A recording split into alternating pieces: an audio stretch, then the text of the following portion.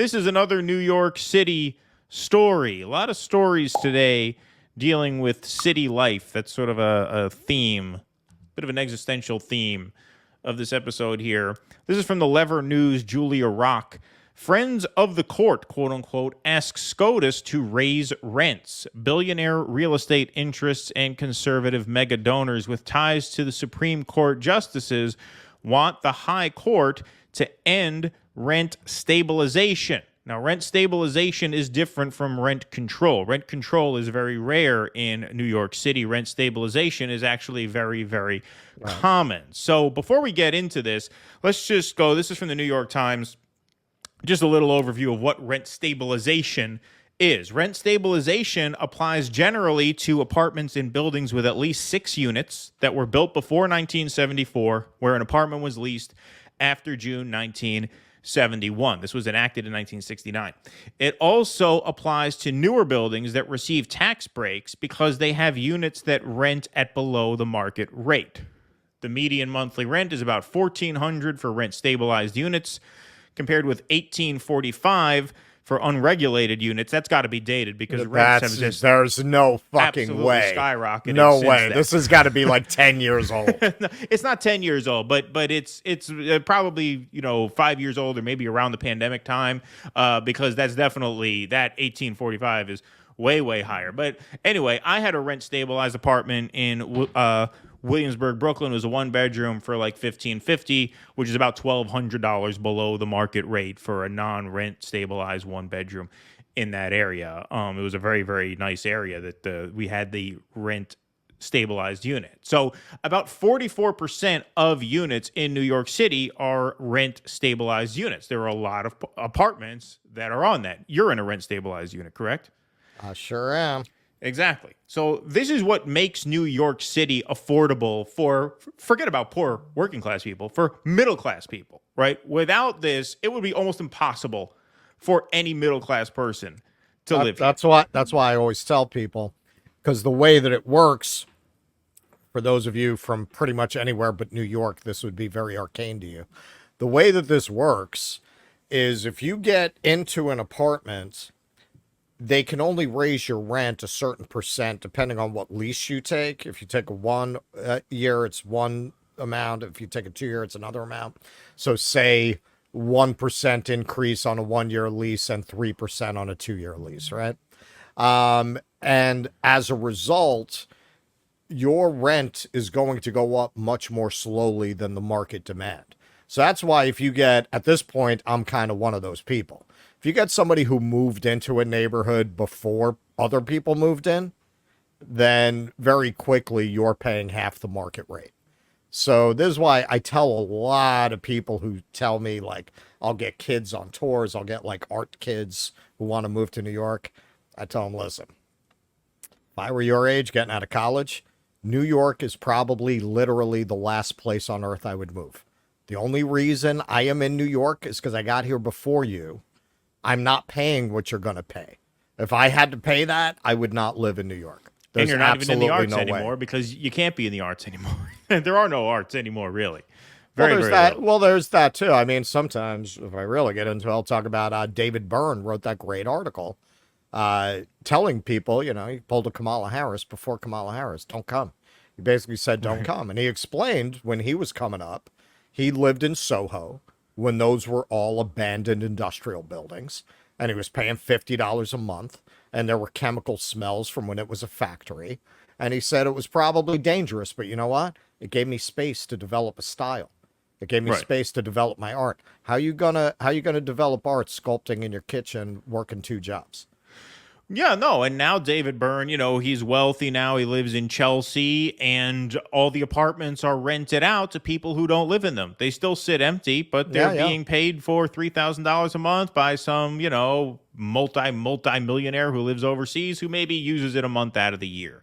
Now, if rent stabilization goes away, you're going to see that times 100. And that's the end of New York. You would see a mass exodus out of New York City. Yeah, well, we get mass to that exodus. Yes. Absolutely. So we'll read a little bit from this piece here.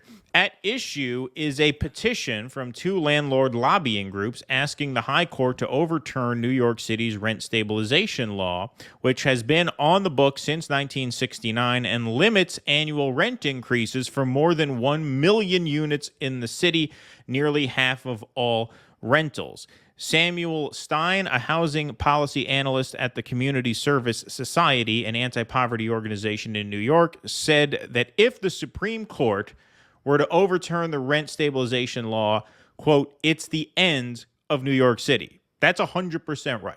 That's 100% right. Yep. And it's not just poor and working people who will suffer from that. It goes far beyond that, which we'll get into in a moment. Rents would go up significantly around the city. There will be a tremendous amount of displacement. You will have a lot of people leaving New York City. You will have a lot of homelessness. You'll have a lot of overcrowding. A high court ruling wouldn't just reshape New York, but would also pave the way for legal challenges to the dozens of rent control laws that exist around the country and many more currently being considered. For example, in 2024, Californians will vote on a ballot measure to repeal the state's severe limitations on rent control. At least one group petitioning the court to take the case has substantial ties to both Harlan Crow, the GOP megadonor, and Justice Clarence Thomas, benefactor. He's the guy who paid for all those trips in the story that broke a few months back. And Paul Singer, pardon me, the hedge fund billionaire who provided an undisclosed private jet flight to Justice Samuel Alito. So yeah, there's corrupt ties between these landlord lobbying groups and the justices themselves. What else is new when you talk about the sort of systemic rot in our so-called democracy? That's Exhibit A right there. But I want to focus in on what Samuel Stein said. It's the end of New York City. That's it. There is no more New York City without a rent stabilization, because literally no one's going to make the coffee. No one's going to tend the bar. No one's going to wait the tables. No one's working the bodegas. Rent stabilization is what makes New York, New York. There's no culture without rent regulation. There's very little day-to-day commerce without that. You don't have the manpower in New York City to run the city without rent regulations. So if this goes up in smoke, you're talking about the end of New York as a civilized place. It's going to be absolute hell. I mean, you talk about, if you thought it looked dystopian during the lockdowns, you ain't seen nothing yet. You let these landlords charge whatever they want, you're not going to have any fucking people in the city, because as has been proven these last few years, really the last few decades, but especially since the sort of post-pandemic upswing in rent costs, right? They don't necessarily give a shit who occupies these fucking buildings. As long as they can rent them out, they'll just rent them out to people who will use them 1 month out of the year. And they're such short-term thinkers. They're not thinking, well, what is this going to do to the community? What is this going to do to the ecosystem? What is it going to do to my commerce? my long-term investment in the building? They don't care. They just want the money now. That's the way these guys have been, and that's the way they're going to continue to be. So if you unleash them, you're talking about absolute utter hell in New York and elsewhere. You could bet that it's going to, replicate. Go ahead. It's also very interesting timing for them to be doing this, because although rents continue to go up, and I've said before on the show, I understand what's going on with commercial rents. I've seen authoritative explanations for why commercial rents are not dropping, with some buildings having a 90% vacancy rate. The reason is that commercial mortgages are not like home mortgages that come due every month. They come due every few years. You have all these commercial landlords that are in between a rock and a hard place, where they cannot make their mortgage if they drop the rents. And because the mortgage hasn't come due yet, they're just praying for a deus ex machina, a government bailout, something that will bail them out. But they can't really give in to the market forces without just giving up the building like that, which some people are doing. There have been cases where these landlords are just giving it back to the bank because they can see the writing on the wall that they're never going to be able to get a tenant who's going to pay what they need to cover this mortgage again. So for whatever reason, I don't know why, but a lot of these mortgages, the only reason you haven't seen a total collapse in the commercial real estate sector is because a lot of these mortgages haven't come due yet. For whatever reason, a huge portion of them come due in 2025. So until then, this market is being artificially propped up. But so so suppose the Supreme Court strikes this down. In theory, by the time they strike this down, this would be right around the time that there's good reason to believe the entire commercial real estate market is going to collapse. It'll probably come right before, because they're going to hear arguments if they take it up. We don't know that they'll take it up yet. If they take it up, it'll be during the 2023-24 session. That's when they'll hear arguments, and then they'll issue their verdict a few months after that. So, yeah, it could be around a year from now. Right. Is when they're likely to strike this down, assuming it makes it to the court in the first place and they actually buy the arguments that the landlord lobbies are putting forward. At exactly the moment that you're likely to see a total real estate crash in New York, you want to try to get more money out of tenants? Really? Yeah. No, I mean, it's incredibly short-term thinking. That's part of what I was saying. The challenge to New York's rent stabilization law was brought by two major New York landlord lobbying groups, the Rent Stabilization Association and the Community Housing Improvement Program, formerly known as CHIP. The two organizations spent a combined $4.7 million lobbying as they pushed to block the passage of a sweeping tenant protection law in 2019. The law, which expanded rent stabilization from just New York City to any locality in the state that chooses to opt in, which is interesting, made it more difficult for landlords to remove units from rent stabilization and added new protections to rent-stabilized units. Just after the law passed, the group sued the city and state, arguing that the new law and New York City's existing 1969 rent stabilization law are unconstitutional. The lawsuit was dismissed by lower courts, most recently by the Federal Second Circuit Court of Appeals, but the groups claim their intentions was always to reach the Supreme Court, the highest court in the land. The petitioners, and amici, friends of the court who aren't CHIP or RSA, sort of informal advisors who weighed in with amicus briefs, argue that the rent stabilization law constitutes an illegal seizure of property from landlords in violation of the Fifth Amendment's takings clause, nor shall private property be taken for public use without just compensation. That seems like a pretty thin case, since we're not talking about, confiscation of property or seizure of property. And that's the counter argument from the lawyers on the other side. They're just dictating certain things you can and cannot do with a property that you own. Seems perfectly reasonable that could be governed. Which unless given that the precedent, if they decide to respect precedent, has been for the Supreme Court to uphold the right of jurisdictions to regulate the use of properties, as with their landmark law ruling in 1978. Right. That should carry over to this. It's the same principle. If you believe jurisdictions have the right to restrain commerce for the common good of the community, well, I mean, what could be a better example of that? Right, exactly. They wanted to turn Grand Central Station into a 4-story shopping mall, and then it became a landmark, and the owners couldn't do it, right? That wasn't seizing their property. That was the case, yeah. Exactly. They also claim it violates the 14th Amendment's due process clause. According to the RSA and CHIP, the law infringes upon their rights to exclude, occupy, use, change use of, and dispose of their property. So that's the argument that they are putting forward.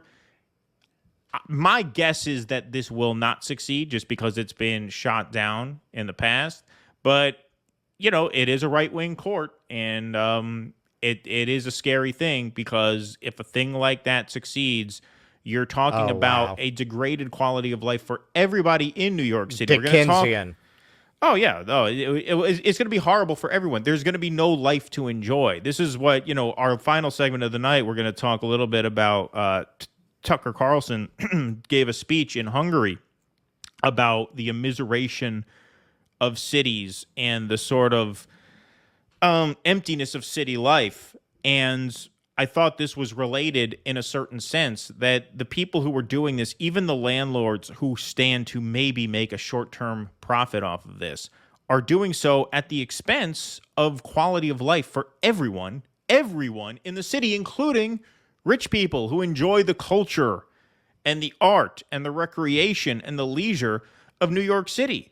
You're not going to have any pool boys at the Soho House if you get rid of rent regulation. You're not going to have ticket takers at the museum. Where the fuck these people going to live? As it is, they're taking the subway in from the outer edges of the outer boroughs, which is the only place they can actually afford to live. You get rid of rent stabilization in those outer boroughs, what the hell? What do you think is going to be left for anybody? It's not just poor working class people. Even the rich people are going to have a miserable time, but it doesn't matter. This is the spiritual void that this country has fallen into, where all that matters are the quarterly earnings. That's it. There is no other consideration that anybody is willing to make, much less fucking landlords. And I just think it's funny how they're talking about the Bill of Rights, right? They say, well, this violates Amendment 5. And then Amendment 14 is not technically part of the Bill of Rights. It's only the first 10.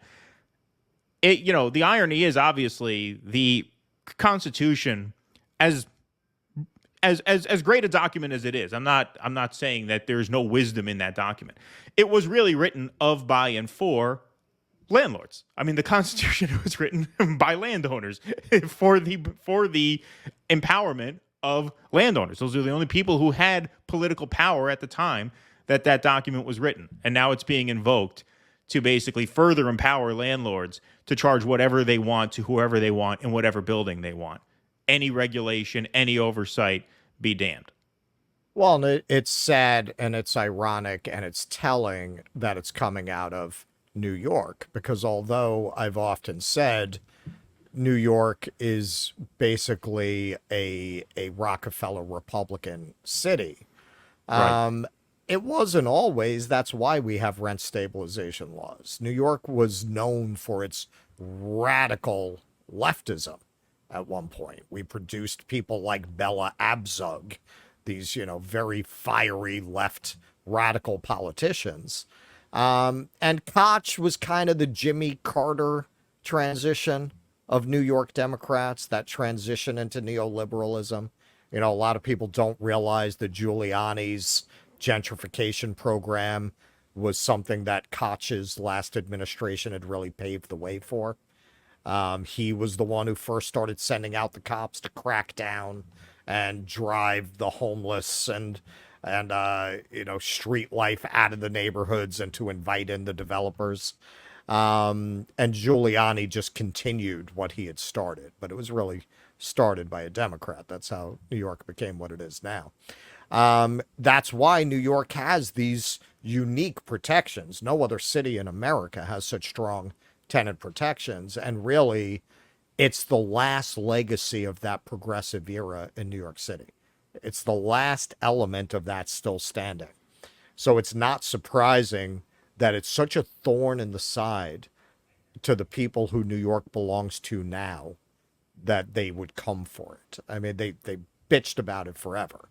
But now that they have a court where they feel like they have a chance, it's worth it to them to spend the money on the legal fees to try to take it out. Well, this is the other thing. I mean, that's an interesting point. We're going to have a lot of scares like this because now a lot of cases are not necessarily going to be seen by the Supreme Court, but because you have such a one-sided Supreme Court, there's going to be a lot of appeals. Right. People are going to be less likely to just, okay, fine, take the L and go home. They're going to be like, no, I think we could win. If we get this to the Supreme Court, where it's a 6-3 right-wing supermajority, we have a chance. And they do have a chance. I don't think it's a particularly great chance, but there's a chance.